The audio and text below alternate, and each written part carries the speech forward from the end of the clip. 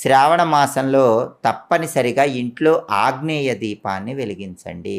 ఎందుకంటే లక్ష్మీదేవి స్వారోచిష అనే పేరు కలిగిన మన్వంతరంలో అగ్ని నుంచి పుట్టిందని పద్మపురాణంలో చెప్పారు. లక్ష్మీదేవి అగ్ని నుంచి పుట్టింది కాబట్టి అగ్నికి ఇష్టమైన ఆగ్నేయ మూల దీపం పెడితే లక్ష్మీదేవి వెంటనే అనుగ్రహిస్తుంది. కాబట్టి లక్ష్మీదేవికి బాగా ఇష్టమైన శ్రావణ మాసంలో ఆవిడ అగ్ని నుంచి పుట్టింది కాబట్టి అగ్నికి ఆగ్నేయ దిక్కు ఇష్టం కాబట్టి స్నానం చేశాక హాల్లో ఆగ్నేయం మూల ఒక పీట ఉంచండి.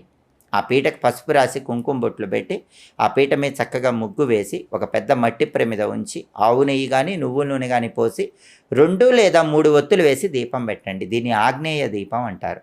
హాల్లో ఆగ్నేయం మూల ఈ ఆగ్నేయ దీపం పెడితే శ్రావణ మాసంలో లక్ష్మీదేవి చాలా తొందరగా అనుగ్రహిస్తుంది. అలాగే లక్ష్మీదేవి విగ్రహం కొంతమంది ఇళ్లల్లో ఉంటుంది. పాదరస లక్ష్మీదేవి విగ్రహం ఉంచుతారు.